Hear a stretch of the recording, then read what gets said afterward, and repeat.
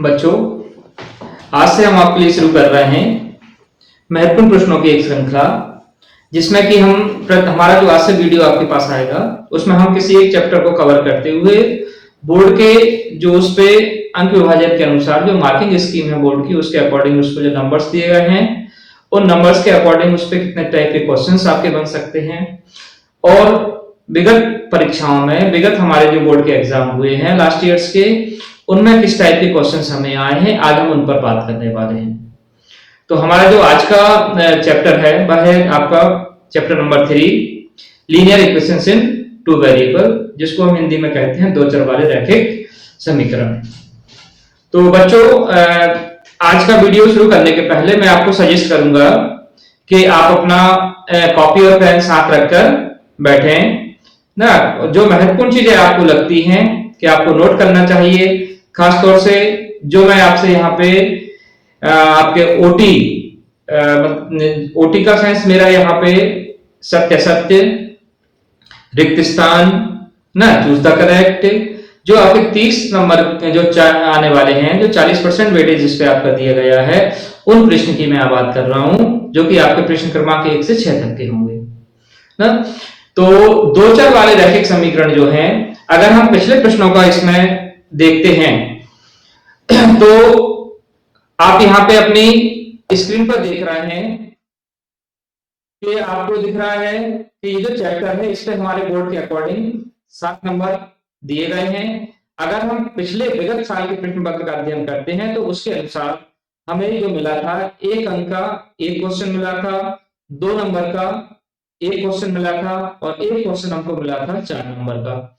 इस प्रकार से हमारे टोटल 7 मार्क्स हो जाते हैं और इसमें से हमें 3 क्वेश्चंस पूछे गए थे। तो सबसे पहला जो हमारा है, जिसमें कि हमें दिया गया है कि हमारी जो मार्किंग स्कीम है उसके अकॉर्डिंग जो 1 नंबर का जो क्वेश्चन है, 1 नंबर का जो क्वेश्चन है बच्चों, मैं आपको यहाँ पे बता दूं कि हमारा 1 नंबर का क्वेश्चन मुख्य रूप से जो बनने वाला है वह हमारे यहाँ पे 3 कंडीशंस जो हमें दी गई हैं, उन कंडीशंस के बेस पे होगा। तो आप इसको नोट जरूर कर लें। क्वेश्चन जो है, जैसा कि मैं आपसे अगर क्वेश्चन की बात करता हूं तो क्वेश्चन है कि हमारे पास अगर 2 समीकरण दिए गए हैं, a1x plus b1y plus c1 is equal 0 और a2x plus b2y plus c2 is equal 0। ये दो हमारे पास लीनियर इक्वेशंस हैं, जिसको हम पेयर ऑफ इक्वेशंस बोलते हैं, एक समीकरण युग्म बोलते हैं। तो इन समीकरण युग्म के आधार पे हमें यहाँ पे 3 कंडीशंस बन सकती हैं, तो उसको आप नोट कर लीजिए अपनी कॉपी में। जैसे कि मैं सबसे पहले आपसे बात करूं कि पहली कंडीशन हमारी हो सकती है कि हमारा एक यूनिक सॉल्यूशन, दैट मींस एक अद्वितीय हल कब होगा।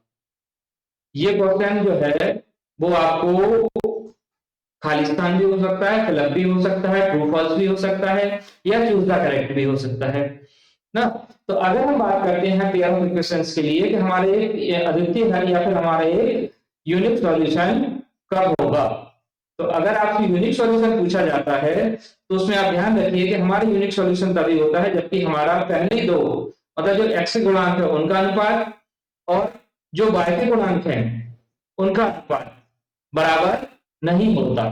मीन्स किसी भी समीकरण निकाय को, पेयर ऑफ इक्वेशंस को आप उसी केस में सॉल्व कर सकते हैं जबकि आपका a1/a2 is not equal b1/b2 हो।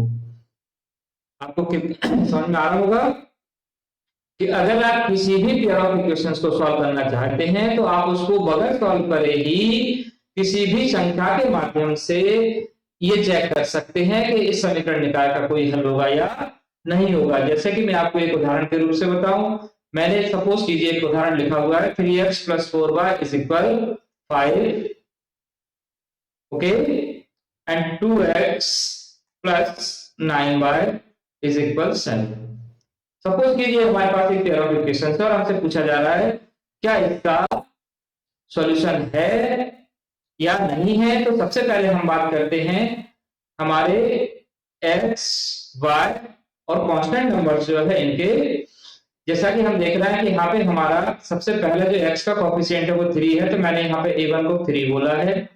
जो फर्स्ट इक्वेशन है वो y का कोफिशिएंट हमारा 4 है और ये जो कांस्टेंट टर्म है जो बिना एक्स या वाई की टर्म है, जिसको हम यहाँ पे C1 बोलेंगे, उसको मैं यहाँ पे 5 या फिर -5 लिख सकता हूँ।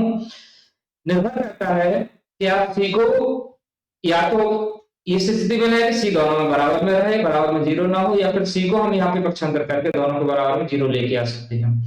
ऐसे ही अगर मैं दूसरे समीकरण में देखता हूं तो A2 हमारा 2 है, B2 हमारे पास यहाँ पे 9 है और C2 हमारे पास यहाँ पे -7 है। मैं फिर से आपको क्लियर कर दूं कि -7 मैं इसलिए लिख रहा हूं क्योंकि मैं इसकी तुलना इस समीकरण निकाय से कर रहा हूं। क्लियर है आपको ये? अब अगर मैं हमारी दो संख्याओं का A1 अपॉन A2 को चेक करता हूं तो A1 अपॉन A2 मेरे पास 3/2 है और B1 अपॉन B2 अगर मैं यहाँ पे चेक करता हूं तो ये 4/9 है, बिकॉज हमारा ये वाला रेशियो इस रेशियो के इक्वल नहीं है। तो मैं यहाँ पे लिख सकता हूं कि A1 upon A2 is not equal B1 upon B2। इसलिए हम क्या बोलेंगे, तो हमारा जो पेयर ऑफ इक्वेशंस है इसका हमारा एक यूनिक सॉल्यूशन होगा या फिर एक अद्वितीय हल होगा। क्लियर भी होगी बात आपको ये? क्यों बोला मैंने इसका यूनिक सॉल्यूशन या अद्वितीय हल? क्योंकि हमारा जो x और y का जो रेशियो है वो इक्वल नहीं आया है। तो बच्चों ये ध्यान रखें आप इसको कि अगर हमसे पूछा जाता है कि अद्वितीय हल की कंडीशन क्या है तो हम क्या लिखेंगे, A1 upon A2 is not equal B1 upon B2। या फिर हमसे यही प्रश्न जो है वो खालिस्तान में या फिर सत्य में या फिर चूज द करेक्ट में पूछा जा सकता है। तो जो हमने पहली कंडीशन की बात की हमारे अद्वितीय हल की, तो अद्वितीय हल हमारा कब होता है, जबकि हमारा A1 upon A2 not equal होता है B1 अपॉन B2। अब सपोज कीजिए आपसे कहा जाता है कि इसका कोई हल होगा या नहीं होगा। तो अगर हम बात करते हैं कोई हल ना हो, that means there is no solution. अगर आप नो सॉल्यूशन की कर रहे हैं तो यहां ध्यान रखिए A1 upon A2 equal B1 upon B2 is not equal C1 upon C2। That means x का कोफिशिएंट और y का कोफिशिएंट का आपका रेशियो इक्वल है, इनका अनुपात समान है, लेकिन जो आपकी कांस्टेंट टर्म है, नॉन वेरिएबल टर्म जो है उसका रेशियो इनके रेशियो के इक्वल नहीं होगा। अगर ऐसा मिलता है तो हम बोलते हैं कि हमारा इसका कोई सॉल्यूशन नहीं है, और जब कोई सॉल्यूशन नहीं है तो हमको उसको सॉल्व भी नहीं करना है। क्लियर हुई मेरी बात? अब अगर हम बात करते हैं हमारी तीसरी उसकी, तो हमारी थर्ड जो कंडीशन होती है वो आती है अनंतः अनेक हल, जिसको हम इंग्लिश में बोलते हैं इनफाइनाइट मैनी सॉल्यूशन।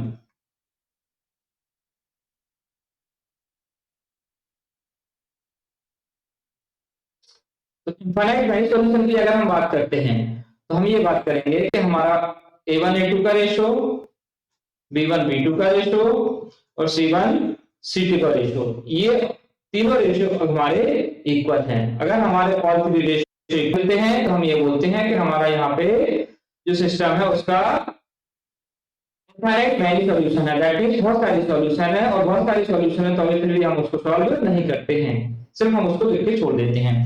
तो ये जो तीन कंडीशन आपके पास है, पहली तो मैंने आपसे बात की कि हमारा एक यूनिक सॉल्यूशन हो, दूसरी हमने जो बात की कि हमारा कोई भी सॉल्यूशन ना हो, नो सॉल्यूशन हो।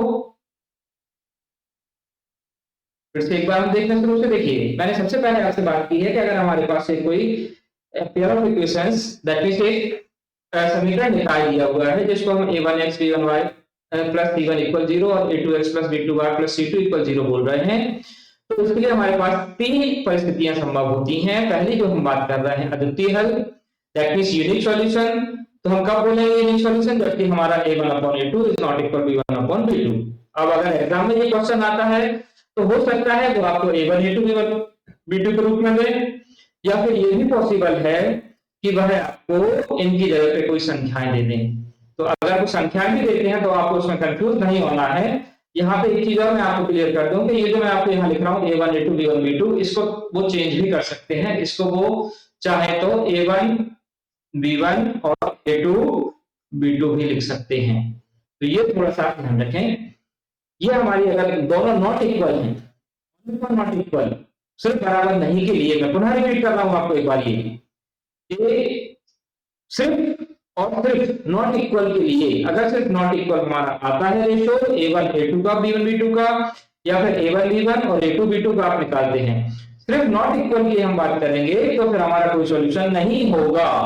मैं फिर से बोल रहा हूं आपको, कोई सॉल्यूशन, सॉरी, हमारा एक यूनिक सॉल्यूशन होगा, एक अद्वितीय हल होगा। कब होगा?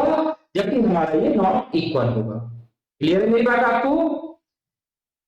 प्रश्न की अगर हम बात कर रहे हैं, कोई क्वेश्चन हमको दिया हुआ है, हमसे ओटी में पूछा जा रहा है कि हमारा यूनिक सॉल्यूशन कब है, अद्वितीय हल कब है, तो सिर्फ कब होगा जबकि ये नॉट इक्वल होगा रेशो, हमारा जो अनुपात है वो बराबर नहीं होगा, है ना। हमारा ए और बी के बीच का जो निशान होगा वो नॉट इक्वल आएगा, तो हम बोलेंगे कि हमारा ये यूनिक सॉल्यूशन है। अब ये जो आपके पास है वो आपको किसी संख्याओं के माध्यम से भी पूछे जा सकते हैं, जैसा कि मैंने आपको एक एग्जांपल के थ्रू यहाँ बताया है। 3x + 4y = 5, 2x + 9y = 7, इनमें आपसे पूछा जा सकता है, तो आप वही संख्याओं को ये चेक कर लेंगे, A1 A2 B1 B2। अगर नॉट इक्वल आता है तो हम बोलेंगे हमारा ये यूनिक सॉल्यूशन है। सपोज अगर हमारा पहला रेशो इक्वल आ जाता है, A1 A2 B1 B2 equal आता है, बट हमारा तीसरा रेशो इनके इक्वल नहीं आता, तो हम बोलते हैं नो सॉल्यूशन। और अगर हमारे तीनों रेशो इक्वल आ जाते हैं तो हम बोलते हैं यहाँ पे इनफाइनाइट मैनी सॉल्यूशन। और अगर हम किसी भी प्रश्न को हल करते हैं तो सिर्फ एक ही केस में हल करते हैं, वो भी सिर्फ एक अद्वितीय हल, क्योंकि एक सिंगल सॉल्यूशन को हम हल करते हैं, बहुत सारे सॉल्यूशन के लिए हम हल नहीं करेंगे, क्योंकि अगर बहुत सारे सॉल्यूशन के लिए हम हल करने बैठते हैं तो सभी लोगों के अलग अलग सॉल्यूशन हो सकते हैं। क्लियर बात मेरी बेटा आपको? अब अगर मैं आपसे बात करता हूं इसमें, इसी में ओटी में दूसरे प्रकार की ओटी की, तो दूसरी प्रकार का हमें ओटी मिलता है, वह ओटी मिलता है हमें कि सपोज कीजिए एक हमें दे दिया गया कि x - 2y = आपके पास 5 है सपोज, और इसमें उन्होंने आपसे बोला कि यदि y = 1 है, if y = 1, then what is the value of x? x की वैल्यू क्या होगी? या आपसे कह दिया कि इस x की वैल्यू ये है तो y की वैल्यू क्या होगी? इस प्रकार के क्वेश्चन भी वो आपसे कर सकते हैं। ठीक है, अब इसमें क्या करना है, आपको जस्ट वैल्यूज पुट करना है। जिस अगर आपको y दिया है तो y के प्लेस पे आप पुट करेंगे, x दिया है x के प्लेस पे आप पुट करेंगे। जैसे मैं यहाँ y की जगह पे रख रहा हूँ, तो x - 2 × 1 = 5, सो x - 2 = 5। अगर मैं इस 2 को ट्रांसपोज करता हूं तो ये 2 इधर प्लस में जाएगा, तो x = 5 + 2 दैट इज x = 7। तो इस प्रकार से आप जो वैल्यू आपकी निकाल रही है आप उसको निकाल के यहाँ पे अपना आंसर दे देंगे। दूसरे प्रकार का ये प्रश्न हमारा आ सकता है, हो सकता है, ऐसे प्रश्न बोर्ड एग्जाम में कई बार पूछे गए हैं। लेकिन मैं फिर से आपको रिपीट कर दूं कि जो हमारी 3 कंडीशन है, उन 3 कंडीशन पे आधारित एक ओटी लगभग हर साल आपको आता है, तो इनको एक बार अच्छे से आप याद करें। अब तीसरे प्रकार का इसमें जो क्वेश्चन हमारा बन रहा है, थर्ड टाइप का जो हमारा ओटी बनता है, उसमें आपसे पूछ सकते हैं कि हमारा समीकरण निकाय संगत या फिर असंगत, जिसको इंग्लिश में हम बोलते हैं कंसिस्टेंट एंड नॉन कंसिस्टेंट।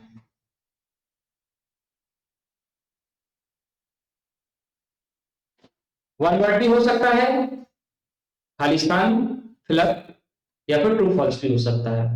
तो संगत या असंगत से हमारा यहाँ पे क्या तात्पर्य है, इस चीज को आप क्लियर कर लीजिए। अगर हम बात करते हैं संगत की, कि हमारा समीकरण निकाय संगत है, तो संगत की अगर हम बात करते हैं तो हम ये कहते हैं कि हमारे समीकरण निकाय का कोई सॉल्यूशन है। अब वो सॉल्यूशन जो है, वो सॉल्यूशन हमारा हो सकता है वो यूनिक सॉल्यूशन हो, आपका एक अद्वितीय हल हो, या आपके पास मैनी सॉल्यूशन हो, अनेक हल हो। अगर ये 2 केस आपके पास हैं तो आप बोलेंगे कि हमारा समीकरण निकाय जो है वो संगत है, दैट मींस कंसिस्टेंट है। और अगर हमारे पास कहीं ऐसा हमने हमारे समीकरण निकाय को चेक किया, तो पेयर ऑफ इक्वेशन हमको दिया है, हमने उसको चेक किया, तो हमने बोला कि हमारा कोई सॉल्यूशन नहीं है, देयर इज नो सॉल्यूशन। अगर नो सॉल्यूशन आता है तो हम बोलते हैं कि हमारा समीकरण निकाय जो है वो असंगत है, इनकंसिस्टेंट है। क्लियर? ये 2 वर्ड ही आपसे खालिस्तान वगैरह में पूछे जा सकते हैं। उम्मीद है। तो बच्चों 1 नंबर के हिसाब से ये क्वेश्चन आएंगे। इस टाइप का एक क्वेश्चन आपको निश्चित रूप से मिलेगा। बस ये है कि क्वेश्चन का रूप आपको परिवर्तित हो सकता है, मतलब उसमें हो सकता है A1 A2 की जगह कोई संख्या लिखी हो, या उसमें उन्होंने शब्दों को कहीं पर कोई परिवर्तन कर दिया गया हो, लेकिन आपको इस प्रकार का एक क्वेश्चन पक्का आपको मिलने वाला है। इसलिए इसको आप थोड़ा सा अच्छे से कर लें और अपनी कॉपी में जरूर लिख लें। अब इसमें जो 2 नंबर के क्वेश्चन आते हैं, इन 2 नंबर के क्वेश्चन में जो अभी तक पूछा गया पैटर्न है आपका, उसको मैं देखिए आपको आपके पेपर के अकॉर्डिंग ही बताता हूं। मैं सबसे पहले आपके सामने जो रख रहा हूं, देखिए 2023 का हमारा एक प्रश्न पत्र हमारे सामने है। अगर हम 2023 का प्रश्न पत्र हमारा देखते हैं तो उन्होंने कहा है आपसे, देखिए यहाँ पे क्वेश्चन है कि अनुपात A1 A2 B1 B2 और C1 C2 को ज्ञात करिए। हमसे इसमें क्या कहा गया है उन्होंने कि हमें सारे रेशियो निकालना है। ठीक है, जैसा कि मैं क्वेश्चन आपको लिख के यहाँ पे बता देता हूं कि हमें जो दिए गए हैं, या मैं इस क्वेश्चन को आपके बोर्ड पे ले चलता हूं।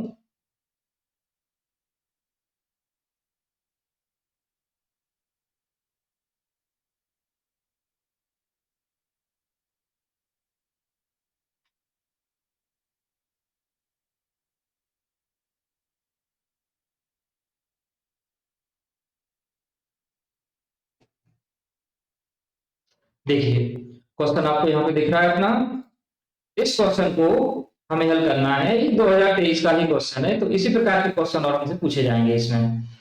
तो ये जो क्वेश्चन हमें दिया है आप यहाँ पे देख रहे हैं कि ये जो सबसे पहले हम यहाँ पे बात कर रहे हैं, ये दिया हुआ है कि अनुपात हमें A1 A2 B1 B2 और C1 C2 को ज्ञात करना है। Find the ratio of A1 A2 B1 B2 C1 C2। तो बच्चों जैसे हमारी बात हुई है, सबसे पहले जो A1 होता है वो हमारा x का कोफिशिएंट होता है फर्स्ट इक्वेशन का, जो कि यहाँ पे 3 है। अगर मैं B1 की आपसे बात करूं तो वो 2 होगा, और C1 की अगर मैं आपसे बात करूं तो वो मैं 5 या माइनस का 5 लिख सकता हूं, क्योंकि अगर मैं इसको इक्वल में 0 फॉर्म करता हूं तो ये -5 लिखाएगा। इसी प्रकार से अगर मैं आपसे बात करूं A2 हमारे पास 2 है, B2 यहाँ पे हमारे पास -8 है, और C2 हमारे पास यहाँ पे 7 है। अब अगर मैं इनसे रेशियो की बात आपसे करता हूं तो A1 upon A2 that is 3/2, and B1 upon B2, this is 2 upon -8, so it's -1/4. Okay, similarly अगर मैं आपसे बात करता हूँ C1 C2 तो ये होगा 5/7। अगर आप दोनों माइनस भी लेते हैं तो माइनस से माइनस कैंसिल होंगे, रेशियो आपको सेम मिलेगा।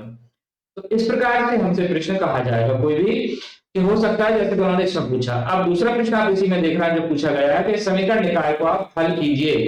जो आपको यहाँ पे दिया गया है x plus y is equal 14 and x minus y is equal 4, इसको आपको सॉल्व करना है। सॉल्व करने के लिए यहाँ पे कोई मेथड नहीं दी गई है, तो आप अपने हिसाब से कोई भी मेथड यहाँ पे ले सकते हैं। तो बच्चों यहाँ पे मैं 2 चीजें और आपको क्लियर कर दूं कि कई बार जब ये क्वेश्चन सॉल्व करने आता है ऐसा, तो इसमें एक पर्टिकुलर मेथड आपको दी जाती है। तो इनको सॉल्व करने के लिए मैं आपको यहाँ पे 1 बाय 1 2 मेथड की बात कर रहा हूँ। सबसे पहले मैं जो आपसे बात कर रहा हूं वो बात कर रहा हूं प्रतिगमन विधि,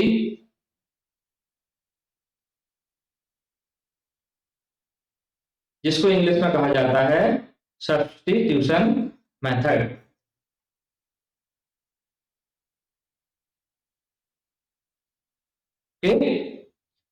क्वेश्चन मैं सेम ले रहा हूं जो यहाँ पे दिया गया है, x plus y is equal 14 and x minus y is equal 4 से इक्वेशन नंबर 1 एंड से इक्वेशन नंबर 2। एक को हम इक्वेशन 1 बोल रहे हैं, एक को इक्वेशन नंबर 2 बोल रहे हैं। इन दो इक्वेशंस को हमको, जिसको हम साथ में बोलते हैं pair of equations, substitution method से आपको इसको सॉल्व करना है, प्रतिस्थापन विधि से सॉल्व करना है।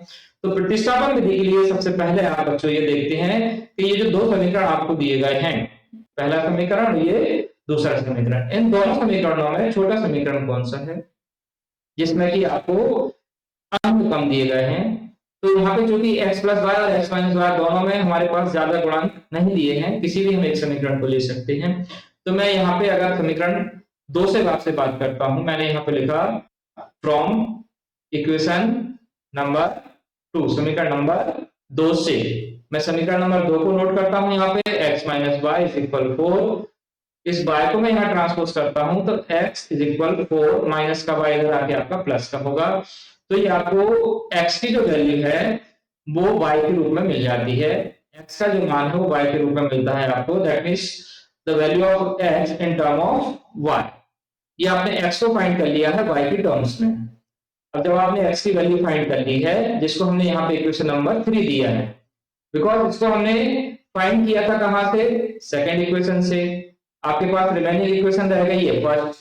तो अब हम बात करते हैं इक्वेशन नंबर फर्स्ट से। कि फर्स्ट इक्वेशन हमारे पास है x प्लस वाई इक्वल 14। इसमें हम इस x के प्लेस पे पुट करेंगे 4 प्लस वाई। तो ये मैंने पुट किया है 4 plus y is equal 14। Okay, अब आप देखते हैं कि 4 plus y and y this 2y equal 14। इस 4 को मैं यहाँ पे ट्रांसपोज करता हूँ। प्लस की टर्म को जब आप ट्रांसपोज करते हैं तो आपको मालूम है माइनस आता है। सो 2y equal 14 minus 4 that is 2y equal 10। It's showing y equal 10 by 2 that is 5. So now we have the value of y is 5. Okay, मतलब y का मान जो मुझे निकलना है वो 5 निकला है। अब ये मैंने y की वैल्यू निकाली है। तो मैंने क्योंकि समीकरण 3 बनाया हुआ था तो मैं लिखूंगा यहाँ पे फ्रॉम इक्वेशन नंबर 3। इक्वेशन 3 जो मेरे पास थी वो क्या थी, x is equal y 4 plus y। Okay, अब इस y की वैल्यू मैंने फाइंड किया है कितना, 5। ये जो हमने y की वैल्यू फाइंड की है, तो इस y के प्लेस पे मैं यहाँ पे नोट डाउन कर रहा हूँ कितना, सो मैंने x equal 4 plus y that is x equal 9। Then मुझे मिल जाता है इस x की वैल्यू कितना, 9।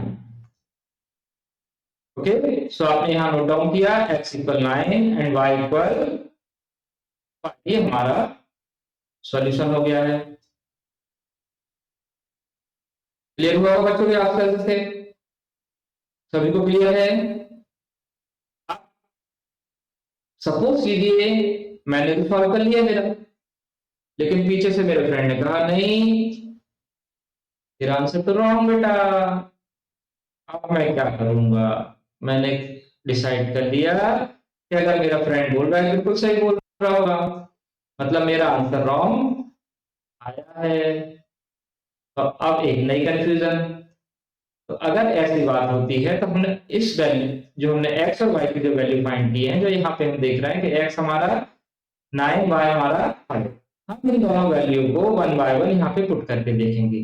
जैसे मैंने इसमें x के प्लेस पे लिखा 9 प्लस है आपका, y के प्लेस पे मैंने लिखा 5, दोनों को ऐड करके देखा, now we get 14। oh that means my answer may be correct। मेरे आंसर सही हो सकते हैं। अब मैं सेम वैल्यू सेकंड में पुट करता हूं, 9 माइनस 5, 9 माइनस 5 दैट इज ओ। ओ ये भी करेक्ट है।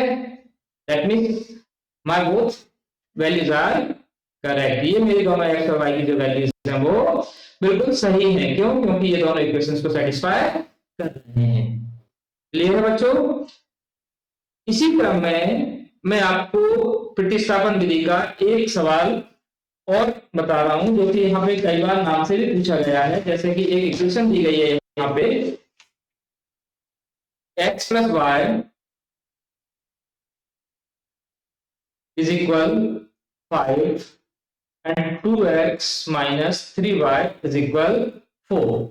ये मैं जो आपको क्वेश्चन लिख रहा हूं, ये जो क्वेश्चन है, ये क्वेश्चन आपका बोर्ड एग्जाम 2022 का है, जिसमें उन्होंने आपसे 4 मार्क्स का पूछा गया है कि आप इस पेयर ऑफ इक्वेशंस को सब्स्टिट्यूशन मेथड से सॉल्व करें। ठीक है, तो अभी जैसा कि मैंने आपको थोड़ी देर पहले बताया था कि अगर हम बात कर रहे हैं हमारी सब्स्टिट्यूशन मेथड की, तो सबसे पहले हम ये नंबरिंग किया इक्वेशन नंबर 1, इक्वेशन नंबर 2। अब 1 और 2 जो हमने नेमिंग किया है, इसमें हम देखते हैं कि हमारी छोटी इक्वेशन कौन सी है। तो मेरे ख्याल से तो मुझको फर्स्ट इक्वेशन दिख रही है, और शायद मैं सही भी हूं।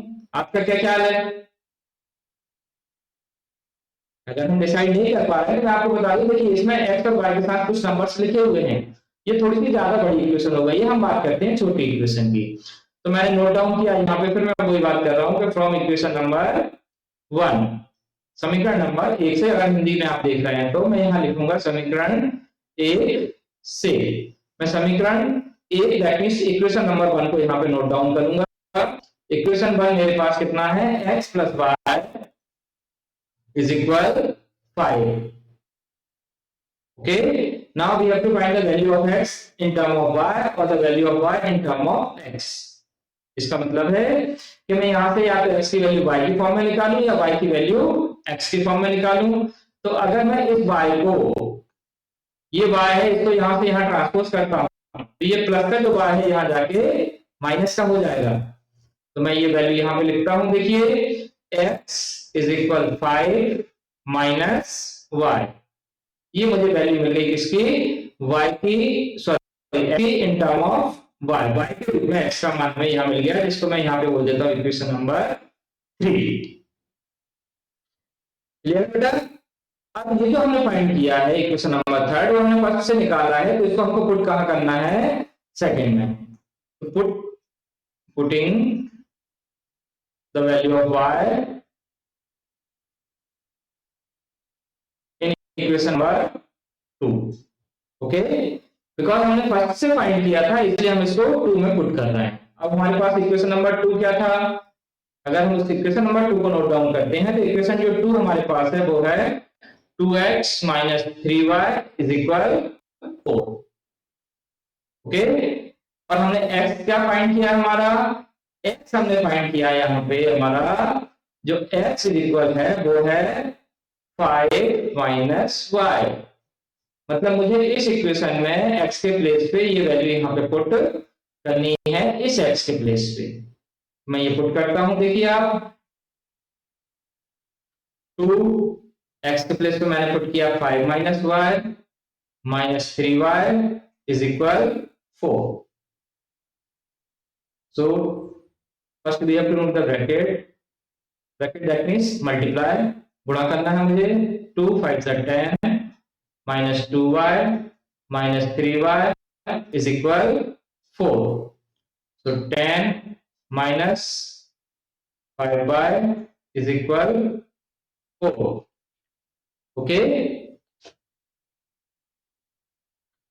Now we get minus 5y is equal 4, इस प्लस 10 को मैं ट्रांसपोज यहाँ पे करता हूं तो ये मुझे मिलता है minus,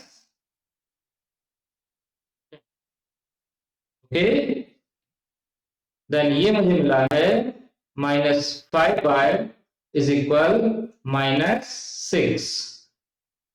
so y is equal minus 6 upon minus 5, that is y is equal 6 upon 5, ये हमको y की वैल्यू मिल जाती है। अभी हमने y फाइंड कर लिया है, हमारा x रह गया है, तो हम इस y की हेल्प से अब x फाइंड करेंगे, जिसको हमने इक्वेशन नंबर 3 दिया हुआ था। तो हम यहाँ पे लिखेंगे फ्रॉम इक्वेशन नंबर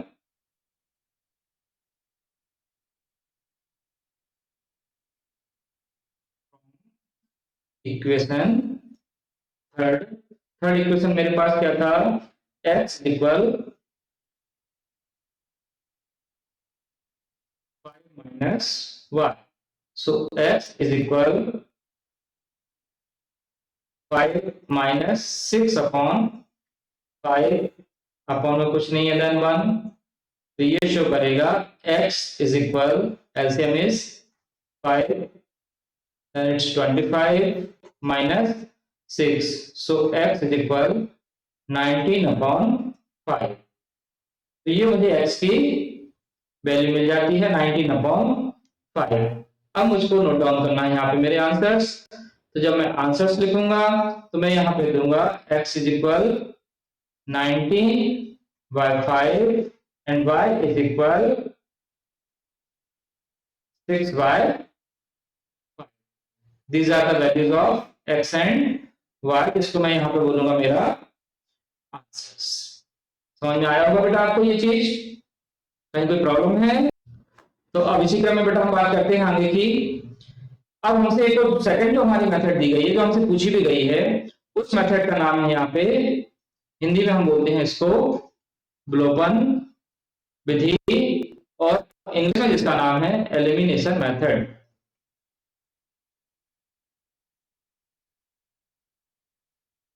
और मेथड ऑफ एलिमिनेशन। ओके, जैसे कि मैं यहाँ पे क्वेश्चन नोट कर रहा हूं। क्वेश्चन मेरा है 3x plus y is equal 10 and 2x plus is equal 12। और बच्चों आपको बता दूं कि ये क्वेश्चन भी जो है वो 2022 के बोर्ड एग्जाम का क्वेश्चन है, जिसमें उन्होंने क्लियरली नाम से पूछा हुआ है, आपको दिया हुआ है कि आप इस पेयर ऑफ इक्वेशंस को विलोपन विधि दैट मींस एलिमिनेशन मेथड से सॉल्व करें। तो कैसे हम सॉल्व करते हैं इसको ये देखें। जैसा कि आपको ये नाम से इसमें क्लियर हो रहा है कि इसमें आपको जो हिंदी में अगर मैं बात करूं तो नाम क्या है, विलोपन विधि, जिसमें कि मैं आपका जो मुख्य शब्द है वो है विलोप। और इंग्लिश में अगर हम बात करते हैं तो एलिमिनेशन मेथड है, जिसका कि मेन वर्ड जो है वो है एलिमिनेट। दैट मींस आपको इस मेथड में किसी भी एक वेरिएबल का, एक्स का या वाई का, जिसको भी आप बोल रहे हैं, आपको एलिमिनेट करना है, उसको यहां से ब्लॉक करना है। सबसे पहले मैं इनको नेमिंग करता हूं।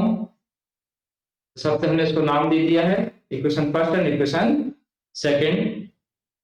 अब अगर हम बात कर रहे हैं इसमें से किसी भी एक वेरिएबल को एलिमिनेट करने की, तो वो वेरिएबल हमारा x हो सकता है या y हो सकता है। सामान्यतः हम बात x की करते हैं क्योंकि हम शुरुआत 6y इक्वल 36, हमको ये दो इक्वेशंस यहाँ पर मिल जाती हैं। क्लियर इतना शायद आपको?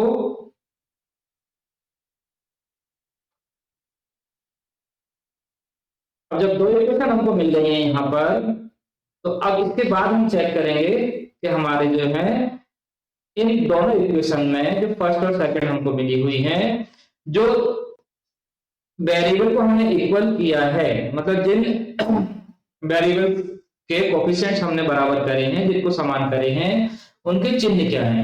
अब मैं अगर यहाँ पे देखता हूं तो ये हमारा प्लस का है और ये भी हमारा प्लस का है। तो यहाँ पे एक बहुत महत्वपूर्ण चीज मैं बोल रहा हूँ बच्चों, उसको आप बिल्कुल ध्यान रखें अच्छे से, कि अगर हमारे इन दोनों के चिन्ह एक समान हैं, एक से चिन्ह अगर हैं इनके, तो हम इसको यहाँ पे सब्ट्रैक्ट करेंगे, मतलब हम इसको घटाएंगे। यहाँ पे हमें घटाना है, समीकरण एक में से दो को घटाना है। कब? जबकि इनके चिन्ह ये जो है वो एक समान है। और अगर ये चिन्ह, इनके साइन हमको ऑलरेडी चेंज मिलते हैं, तो फिर हम यहाँ इनको ऐड करेंगे, जोड़ेंगे। ठीक है? अब घटाना और जोड़ने का क्यों हम करते हैं उसका रीजन भी आप देख लीजिए, कि अगर देखिए मैं इसको घटाता हूं तो हमारा क्या है, यहाँ पे हम बात कर रहे हैं विधि कौन सी हमारी, विलोपन, एलिमिनेशन। मतलब हमें इसको विलोप करना है, और ये दोनों कब घट सकती हैं, जब इनके चिन्ह विपरीत हों। तो अगर इनके चिन्ह ऑलरेडी विपरीत हैं, पहले से ही डिफरेंट हैं, तो आप इसको ऐड करेंगे, और अगर ये पहले से सेम है तो आप इनको सब्ट्रैक्ट करेंगे, इन साइन को चेंज करेंगे। अब मुझे क्या करना है, इस सेकंड इक्वेशन के साइन को चेंज करना है। अब कैसे मैं चेंज करूंगा, देखिए ये मेरा पॉजिटिव है तो इसको मैं करूंगा यहाँ पे नेगेटिव, ये पॉजिटिव है तो ये भी मेरा नेगेटिव, मेरा पॉजिटिव है तो ये नेगेटिव। ओके, अब इस सेकंड इक्वेशन में मेरे जो थे साइन थे plus plus plus, in plus plus plus की जगह पे मुझे नई साइन यूज करना है माइनस माइनस माइनस। मतलब अभी मैं थोड़ी देर के लिए मेरे ये जो सेकंड इक्वेशन है ये वाला, इस सेकंड इक्वेशन के साइन को मैं भूल जाऊंगा, जो मुझे बीच में लगे हुए हैं, मुझे नए साइन जो मिल रहा है मैं उनका यूज करूंगा। अब मैं देखिए बैलेंस कर रहा हूं तो मेरा ये कैसा है, प्लस, और ये कैसा है, माइनस। प्लस माइनस दोनों ये नंबर कैंसिल हो गए, ये मेरे पास कैसा है, प्लस, ये माइनस। प्लस माइनस में माइनस करूंगा तो मुझे मिलेगा -4y इज इक्वल, यहाँ पे मैं देख रहा हूँ प्लस माइनस माइनस है, जब मैं इसको माइनस करता हूं तो -16, so y equal -16 upon -4, so y equal +4, because 4 4 जा 16 एंड माइनस माइनस प्लस, तो ये मुझे y की वैल्यू मिल जाती है इनको एलिमिनेट करके। किसको? x को। अब ये जो y मैंने फाइंड किया है वो है 4, मुझे इसकी सहायता से क्या करना है, अभी इसकी हेल्प से मुझे x की वैल्यू और फाइंड करना है। तो मैंने यहाँ पे लिखा पुट द वैल्यू ऑफ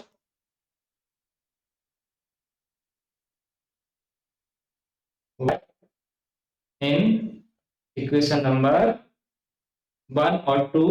आप इसमें किसी से भी फाइंड कर सकते हैं। जैसे मैं इक्वेशन नंबर 1 नोट कर रहा हूँ, 3x plus y is equal 10।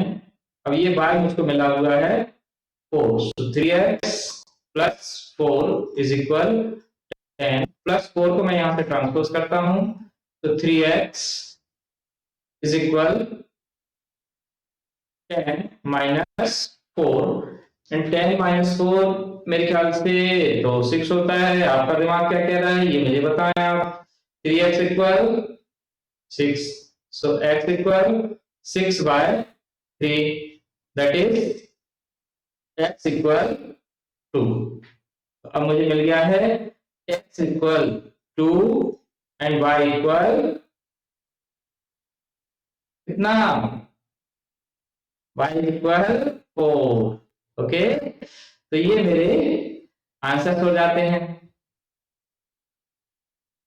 x की वैल्यू मेरे पास आई निकल के 2 और y की वैल्यू आई निकल के 4। तो इनको मैंने एलिमिनेशन मेथड से सॉल्व करा हुआ है। ये जो क्वेश्चन है बेटा 2022 और 2021 क्वेश्चन जो मैं आपसे बात कर रहा हूँ, ये क्वेश्चन जो है आपका 2022 और 2021 दोनों साल में आया हुआ है। उन्होंने पूछा है आपसे कि इसको आप अवलोकन विधि, ये जो मैंने 21 लिखा है 22 लिखा हुआ है यहाँ पे, तो ये क्वेश्चन आपका 2021 का भी है, 21 का भी क्वेश्चन है ये। तो ये दो मेथड आप बहुत अच्छे से कर लें, इनमें से एक मेथड आपको पक्का सॉल्व करने आएगी। इसके बाद जो प्रश्न इसमें से बनते हैं वो बनते हैं वर्ड प्रॉब्लम के। तो वर्ड प्रॉब्लम के क्वेश्चन हम अगले वीडियो में हम बात करेंगे कि वर्ड के जो सवाल है वो हमारे किस प्रकार के हो सकते हैं। तब तक आप इस टाइप के क्वेश्चन की अच्छे से प्रैक्टिस करें, 1 नंबर के लिए, 2 नंबर के लिए और 4 नंबर के लिए, है ना। अपनी तैयारी अच्छा रहे। कहीं कोई अगर समस्या आती है तो आप हमें बताइए कमेंट्स के माध्यम से, हम उस समस्या को दूर करने का भरपूर प्रयास करेंगे। और जाते जाते एक बात मैं आपसे कहना चाहता हूं कि अगर आपको हमारा ये प्रयास अच्छा लग रहा है तो आप हमारे वीडियो को सब्सक्राइब कीजिए, चैनल को हमारे को सब्सक्राइब करें, वीडियो को लाइक करें और ज्यादा से ज्यादा लोगों को शेयर करें, जिससे कि आपके और जो दोस्त हैं वो भी इसका फायदा ले सके। और बच्चों ये महत्वपूर्ण चीज हम आपसे बात कर रहे हैं, इसलिए कोशिश करें कि ज्यादा से ज्यादा आपके दोस्तों तक ये पहुंच सके। धन्यवाद आप सभी को वीडियो देखने के लिए।